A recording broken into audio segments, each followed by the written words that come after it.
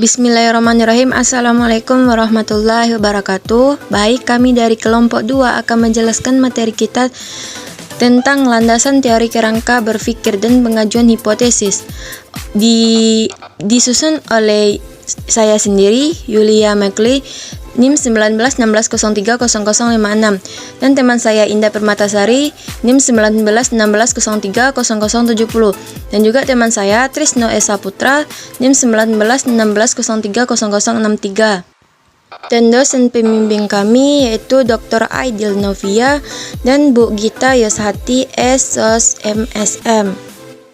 Baik, saya Yulia McLeay, NIM 1916030056 sebagai moderator akan menjelaskan bagian A, teori dan hipotesis, yaitu pengertian teori dan hipotesis. Setelah masalah penelitian dirumuskan, maka langkah kedua dalam proses penelitian kuantitatif adalah mencari teori-teori, konsep-konsep, dan generalisasi hasil penelitian yang dapat dijadikan sehingga landasan teori untuk pelaksanaan penelitian. Dan para peneliti menggunakan teori berbeda sesuai tipe penelitiannya, yaitu menurut Kerlinger 1978 mengemukakan bahwa teori adalah sekumpulan konsep yang saling berkaitan, definisi dan dalil yang menyajikan pandangan sistematik terhadap fenomena melalui relasi spesifik antara variabel dengan tujuan menjelaskan dan memprediksi suatu gejala. Dan adapun menurut Cooper dan Schillinger pada tahun 2003 mengemukakan bahwa sebuah teori adalah sekumpulan atau seperangkat konsep yang saling berkaitan secara sistematik, definisi, dalil yang digunakan untuk menjelaskan dan memprediksi suatu gejala atau fakta. Dan adapun menurut Siti Rahayu Haditomo pada tahun 1999 menyatakan bahwa suatu teori akan memperoleh arti penting jika dia lebih banyak dapat melukiskan, menerangkan, dan meramalkan gejala yang ada. Adapun menurut Mark yang dikutip oleh Siti Rahayu Haditomo membedakan antara 3 macam teori, dan ketiga teori berhubungan dengan data empiris. Yang pertama deduktif, yang kedua teori induktif, yang ketiga teori fungsional. Jadi, teori adalah alur logika atau penalaran yang merupakan seperangkat konsep, definisi, dan dalil yang disusun secara sistematis. Secara umum, teori mempunyai 3 fungsi, yaitu untuk menjelaskan, meramalkan, dan pengendalian suatu gejala dan fakta. Pengertian hipotesis menurut Kerlinger pada tahun 1973 menyatakan hipotesis adalah pernyataan yang bersifat terkaan dari hubungan antara 2 atau lebih variabel.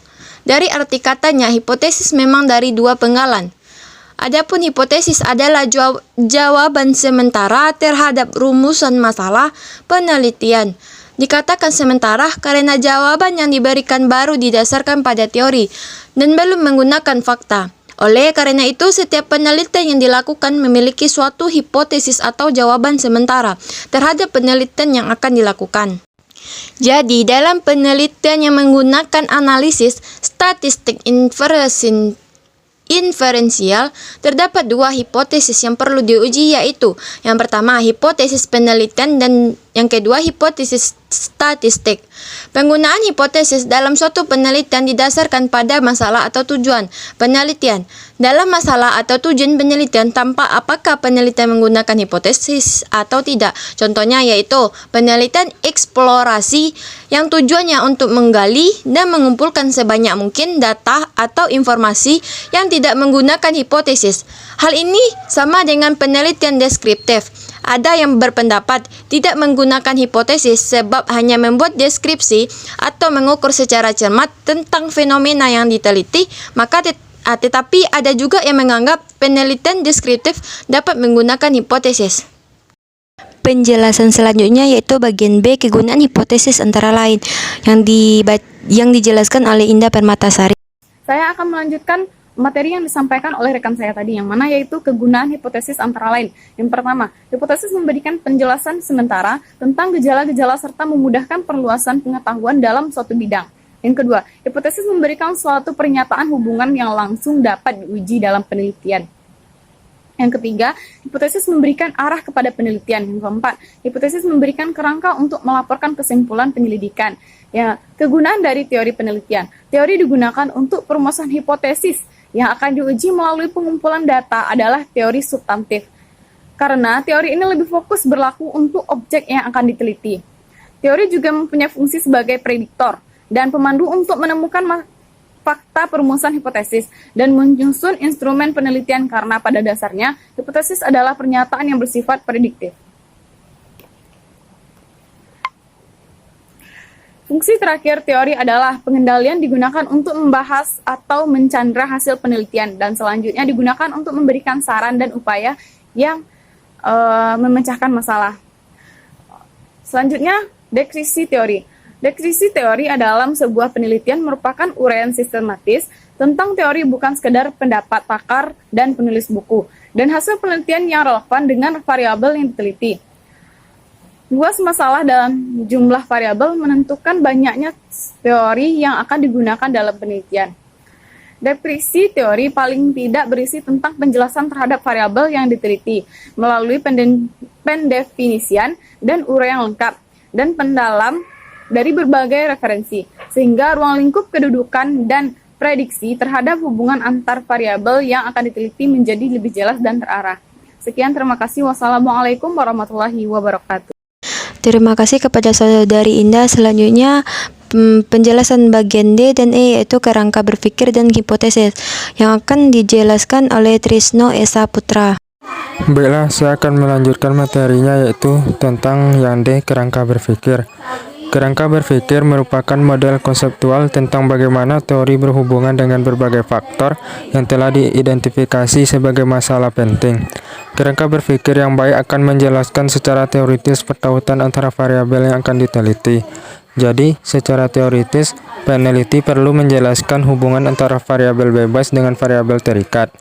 Kriteria utama agar suatu kerangka pemikiran bisa meyakinkan sesama ilmuwan adalah alur pikiran yang logis dalam membangun suatu kerangka berpikir yang menghasilkan kesimpulan atau sintesa yang berujung hipotesis. Penjelasan langkah-langkah kerangka berpikir penelitian sebagai berikut, yaitu menetapkan variabel yang diteliti, membaca buku dan hasil penelitian, deskripsi teori dan hasil penelitian, analisis kritis terhadap teori dan hasil penelitian, analisis komparatif terhadap teori dan hasil penelitian. Yang E yaitu hipotesis. Hipotesis dapat diartikan suatu jawaban sementara terhadap permasalahan penelitian sampai terbukti melalui data yang terkumpul. Perumusan hipotesis penelitian merupakan langkah ketiga dalam penelitian. Setelah peneliti mengemukakan landasan teori dan kerangka berpikir, hipotesis dapat diartikan sebagai suatu jawaban yang bersifat sementara terhadap permasalahan penelitian sampai terbukti melalui data yang terkumpul. Jadi, hipotesis juga dapat dinyatakan sebagai jawaban teoritis terhadap rumusan masalah penelitian yang belum empirik.